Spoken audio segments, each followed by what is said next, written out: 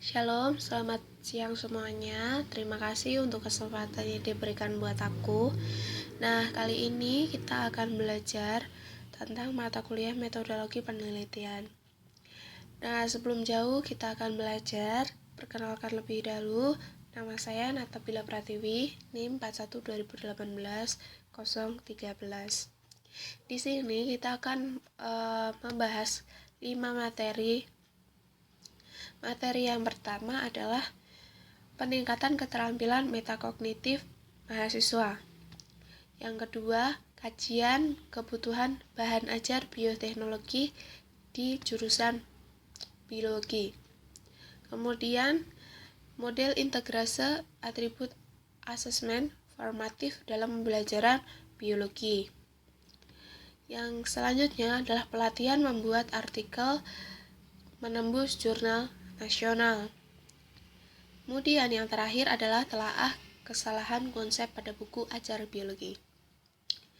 Nah, mari teman-teman kita akan belajar sama-sama dari semua jurnal yang udah aku ambil. Yang pertama, jurnal peningkatan keterampilan metakognitif, yaitu Biology Student Metacognitive Skill Improvement Trustworthy Learning Journal and Lesson Study Based Implementation of Cooperative Jigsaw Combined with PBL in General Biology Course, atau dalam bahasa Indonesianya, peningkatan keterampilan metakognitif mahasiswa program studi biologi melalui penerapan jurnal belajar dengan strategi Jigsaw dipadu dengan PBL berbasis Lesson Study pada mata kuliah biologi umum. Nah, kenapa sih keterampilan metakognitif itu merupakan salah satu pemicu dalam materi ini? Nah, setelah dibaca dan setelah aku amati, keterampilan metakognitif itu merupakan salah satu aspek kemampuan berpikir yang perlu dikembangkan dan diberdayakan pada mahasiswa pada masa saat ini. Kenapa harus diberdayakan pada mahasiswa pada saat ini? Karena pada setiap peneliti atau beberapa peneliti yang sudah menemukan bahwa kemampuan metakognitif siswa atau kesadaran dan keterampilan metakognitif bagi setiap mahasiswa itu berada pada level cannot rally atau tidak mampu memisahkan apa yang dipikirkan dan bagaimana ia berpikir. Yang kedua, di posisi at risk, di mana siswa tampak tidak memiliki kesadaran berpikir sebagai suatu proses belajar. Nah, dengan demikian, mengapa penelitian ini dilakukan? Karena ingin mengembalikan metakognitif mahasiswa atau siswi yang ada dengan baik. Nah, dengan begitu mereka memiliki suatu gagasan atau strategi. Nah, strateginya apa? Strateginya adalah strategi integrasi problem-based learning atau yang disingkat menjadi PBL dan Jigsaw. Kemudian yang kedua adalah kajian kebutuhan bahan ajar bioteknologi di jurusan biologi.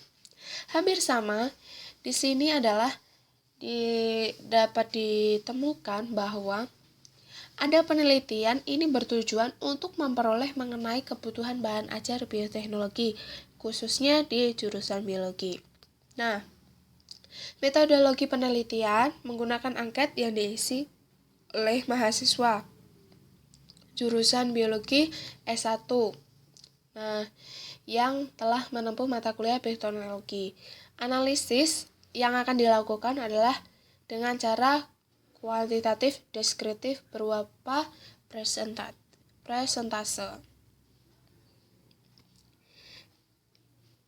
Yang selanjutnya, model integrase atribut asesmen formatif dalam pembelajaran biologi sel untuk mengembangkan kemampuan penalaran dan berpikir analitik mahasiswa calon guru. Nah, dari slide yang sebelumnya tadi dijelaskan bahwa peningkatan keterampilan metakognitif itu perlu.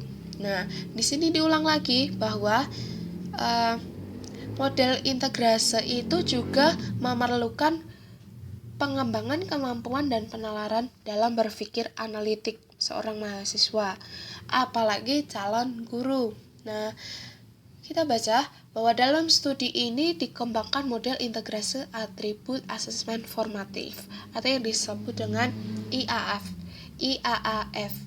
Nah, dalam pembelajaran biologi sel untuk mengembangkan kemampuan penalaran dan berpikir analitik mahasiswa calon guru biologi. Atribut asesmen formatif ini diintegrasikan adalah collaboration, self-assessment, peer assessment, dan feedback, dan learning progression. Nah, dari semua itu, model yang akan dikembangkan mencakup pembelajaran interaktif, pembuatan lengan konsep atau bagan konsep, dan review artikel jurnal internasional. Jadi, mereka melakukan ini semua harus berdasarkan artikel jurnal yang sesuai dan bukan mencopot begitu saja hasil dari penelitian orang lain. Tetapi mereka juga harus meneliti dan dipadukan dari jurnal-jurnal sebelumnya. Karena kalian kalau mau memajukan metakognitif kalian juga harus mengasah itu semua. Nah, dimensi yang diukur dalam studi ini adalah perkembangan kemampuan mahasiswa membuat bagan konsep. Nah, kita kalau misalnya mau mengajar atau misalnya kita mau meneliti, kita itu lebih singkat kalau misalnya atau lebih simpelnya kita membuat bagan. Bagan itu adalah untuk membantu kita dan mempermudah kita untuk mengetahui setiap isi-isi detail yang akan kita bahas nantinya. Kemudian, hasil studi mengidentifikasikan bahan model IAF dapat mengembangkan kemampuan penalaran dan berpikir mahasiswa. Nah, dari itu semua, kemampuan dari bagan konsep yang udah kalian buat, review yang udah kalian buat, kalian akan berpikir, kalian akan memulai pola pikir kalian, oh sebaiknya seperti ini, sebaiknya seperti itu. Nah, dari model penelitian yang aku dapat dari jurnal-jurnal yang aku dapat itu semuanya adalah seperti itu. Jadi bukan hanya mengambil bahan mentahan. Oke, next pada slide yang ke-6, pembuatan atau pelatihan membuat artikel menembus jurnal nasional. Nah, saat ini kalau mahasiswa metakognitifnya itu masih belum stabil, yang diperbaiki yang pertama kali adalah metakognitifnya. Jadi kalau misalnya kita melakukan pelatihan pembuatan artikel menembus jurnal nasional dan internasional. Nah, kegiatan ini nggak mungkin akan dilakukan cuma sekali. Nah, mereka akan melakukan bertahap supaya pola perkembangan pemikiran setiap siswa atau mahasiswa itu mempunyai ide cemerlang yang bagus dan mungkin akan berinovasi yang baru seperti itu. Mulai dari tahap persiapan, pelaksanaan dan tindak lanjutnya itu mereka akan melakukan dengan baik. Terus dalam kegiatan persiapan dilakukan dalam bentuk rapat persiapan di internasional tim pengabdian meliputi persiapan materi. Jadi kalau misalnya kita membuat artikel atau apapun tentang jurnal biologi misalnya, itu harus ada seperti ini.